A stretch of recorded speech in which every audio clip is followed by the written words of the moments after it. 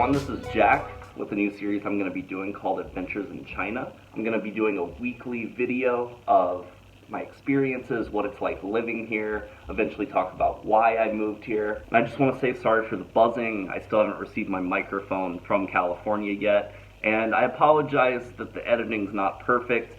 My computer that had a correct version of Final Cut went out on me. So I have a brand new laptop. I'm still trying to figure out how exactly to get that here in China. But if you could please support me by liking, subscribing, sharing if you want to. I've been here since May, like I said, so it's been just over 8 months. As of recording this, it's February 1st. Today I'm going to be talking about the coronavirus.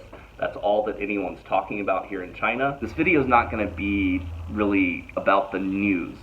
It's going to be more personal experience, because you can get your news from anywhere. Now, there are some false reports, that kind of thing, but if you want news on the coronavirus, there are plenty of news outlets reporting on it. I just want to give my first-hand experience of what it's been like to actually be here in China and dealing with it.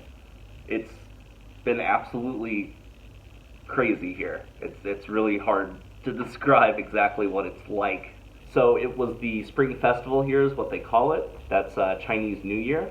So I'm an English teacher here, ESL, and we were supposed to have a break from January 22nd, so Wednesday before last, until this Friday, the 31st. And they essentially let us know last week that it would be extended because of the virus. The government actually isn't letting educational institutions teach right now because they're afraid of the virus spreading. So as of right now, we're going to be going back to work February the 5th, which in all honesty, who wouldn't want a longer holiday? At the same time, with everything that's going on, it's hard not to be worried. Another big issue with it is that everyone's supposed to stay inside. I've gotten messages from my supervisor telling me not to go outside if I don't have to let them know if I feel bad at all, if I have a cough, anything like that. They also said to avoid touching exotic or wild animals, which I don't touch a lot of wild animals. I do have a dog and a cat, but they're not that wild. And as the information's trickled in, it's been really interesting to see how everyone reacts. Not only in China, obviously, but in America. In China right now, everyone's kind of going crazy because everyone's trying to stay indoors. Everyone's really scared right now, but at the same time, when you're indoors, you have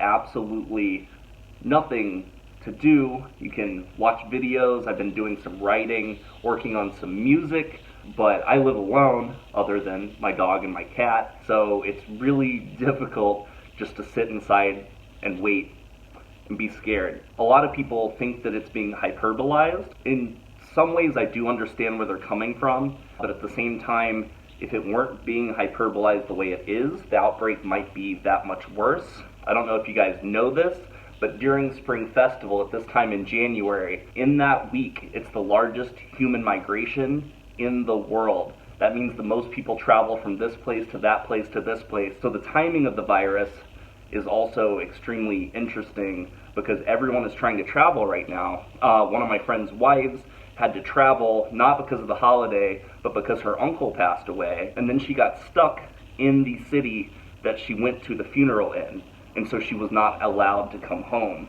And then, as you guys probably know, the virus started in Wuhan. That's what they think is the source of the virus. That city is on complete lockdown, and so there were thousands of people that fled once they found out that the lockdown was happening, and that's understandable. I actually completely understand not wanting to get stuck in a city, especially if you're just visiting, but they weren't able to see how many people exactly had it at that time, and so from there it has kind of dispersed somewhat. The numbers, as of recording this video, it's just over 2,000 people have passed away, I believe, and almost that many have recovered, so that's great.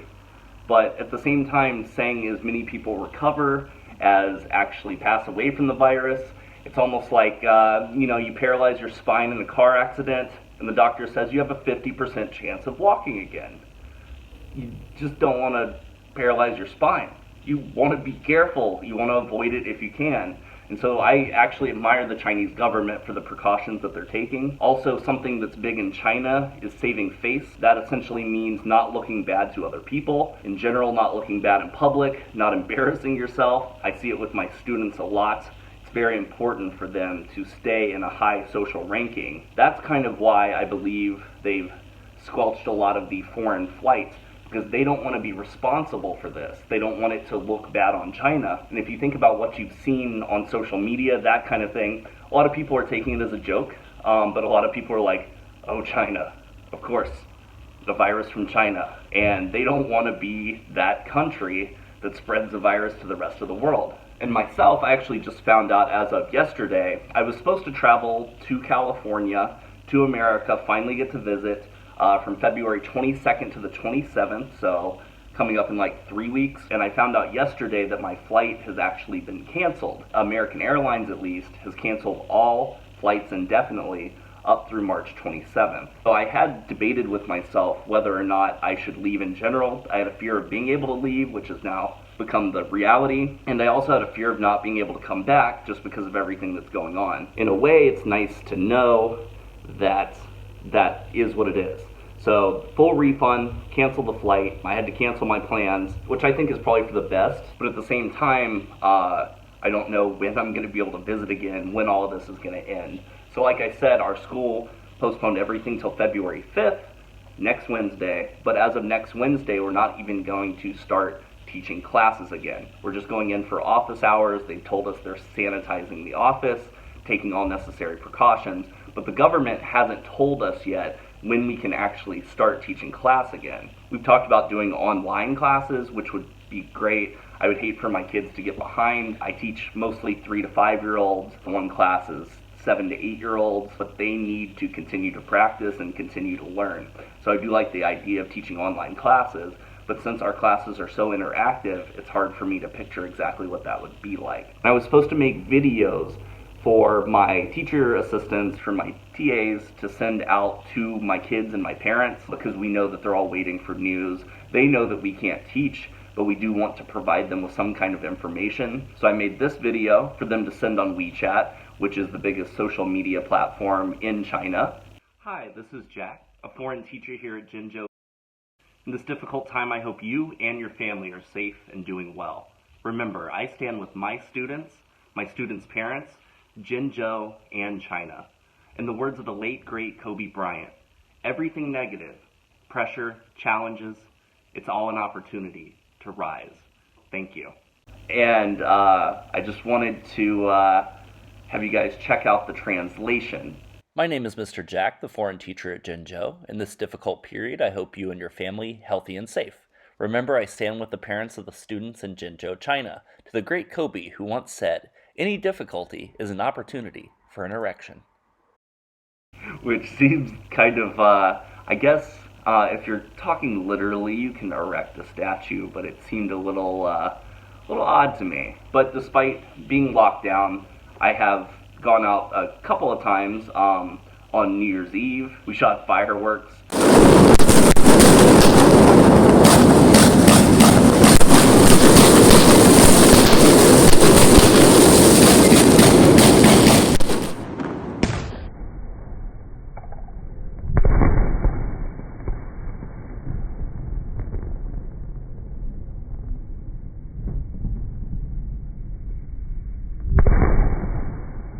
We did sparklers from the 30th floor of one of my buddy's apartments, which was really amazing. Yeah!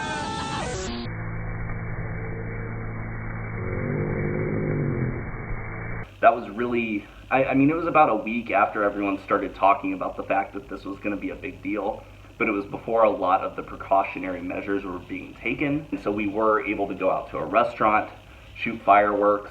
There were fireworks all around the city. Fireworks!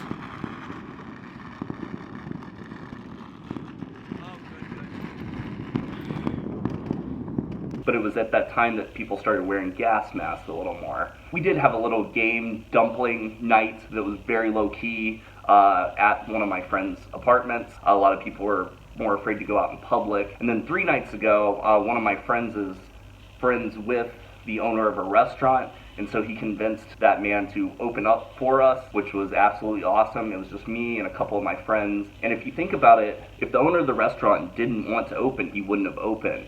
But you have to think about how this is affecting businesses, especially small businesses here in China. The company that I work for is rather large. It's not going to end everything for the company, though it obviously will affect our company financially. But small businesses like that, if we have 3 friends go, the food is decently expensive, not compared to the US dollar, but compared to, what you might pay on average in China, especially for like street food.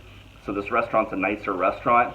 But if you think about it, the guy that opened up the restaurant can either risk it and open up and make some money for his family. It's a very small place. Or he can stay closed and be at $0 for that day. So I do understand why he opened up for us. Makes complete sense. We were happy to help him out a little bit. We probably bought a little more than we needed to, but we wanted to make sure it was worth his while. But it's just been really interesting to see how everyone around the world is reacting to this. There are a lot of people making jokes on Facebook, which I understand. Some people are getting mad at the people making jokes, but if someone calls it the Kung Flu, that's funny to me, despite the fact that I'm afraid of getting it. Now, within my province, though, there are only 5 known cases. None of those 5 cases have been recorded as people passing away or people recovering. So I guess it's still people that are actually dealing with the virus. And if you'd like to keep more up to date on information, not just in China, but around the world, I'll pop a link down below and you can see the stats as they update hour to hour. But yeah, most of my videos are actually going to be out on the street, actually interacting with people, going to restaurants, experiencing various cities in China. But I'm stuck inside right now. I mean, if I don't look like it, I've been inside for quite a few days. And I didn't buy enough groceries. And what a lot of people don't know is in China, there's something called Taobao. There are several online ordering websites. And I know like in America, you can order your groceries online now. There's DoorDash. There are various services like that. But here it is so expedited and it's so surprisingly cheap to do that. But some of those online vendors actually have been shut down themselves because of the virus. So you can't always order what you need. And there's actually a shortage on gas masks here as well. And some of my friends wore gas masks before this just because there's a lot of pollution in China. I had luckily just bought myself some because one of my friends terrified me as far as the pollution levels. I didn't actually know that there was a pollution reader. But yeah, you just pop your gas mask on and it just feels like you're gonna suffocate. Now, the better the gas mask, the harder it can be to breathe with that gas mask on. But what I did find out is I thought that I was protecting myself from from everyone else. I thought I was protecting myself from everyone else.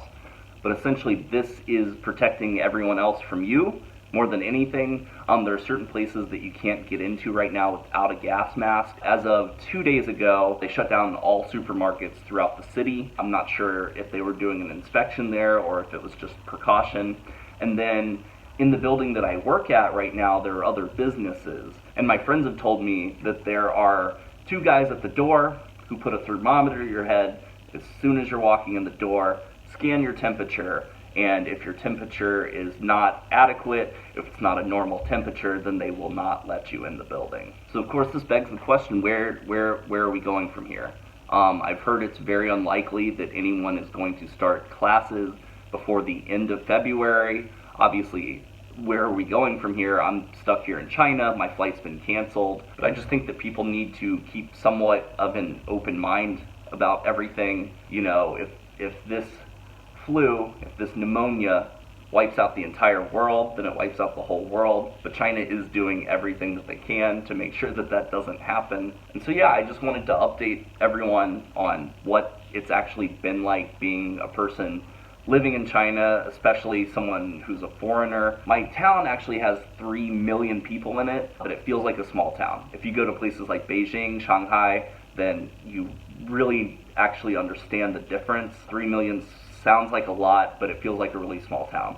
And so myself being a foreigner, I get stared at a lot, especially by the older generation. And I kind of don't blame them, because there are so few white people that live here that when I myself see another white person that I don't work with, I find myself actually staring at them as well and being like, what are you doing here? The people here are extremely friendly. It's mostly just curiosity. But for some reason, since the virus broke out, and I was talking to some of my friends about this, they feel the same way. It feels like they almost think we're more likely to infect them, which is interesting because it started in Wuhan. A lot of my Chinese friends have said that it started because the people of Wuhan eat things like bats. And so those bat eaters, that's the whole reason for the new virus. But I feel like people here in Jinzhou actually stare a lot more at me, and they look more suspicious than curious. And if you cough in public right now, don't do it. Essentially, stay safe. We're staying safe. We're going stir crazy, but we're staying absolutely safe. I feel China's doing absolutely everything that they can. It's not their fault. It's not our fault. Anyone who isn't taking precautionary measures should start as soon as possible. But yeah, if you enjoyed this video, please share, like, subscribe, whatever you're supposed to do. And I will be making videos every week. I actually had a couple that I started editing together, but I wasn't able to finish them up because of the lockdown, because I'm locked up in my house. So please look out for those in the coming weeks. If I am stuck in here, I'll probably do an update next week on what everything's been like with the virus. But yeah, I hope you enjoyed Adventures in China. This one's been a very memorable one, despite the claustrophobia. Thank you so much for watching, and I'll catch you in the next video.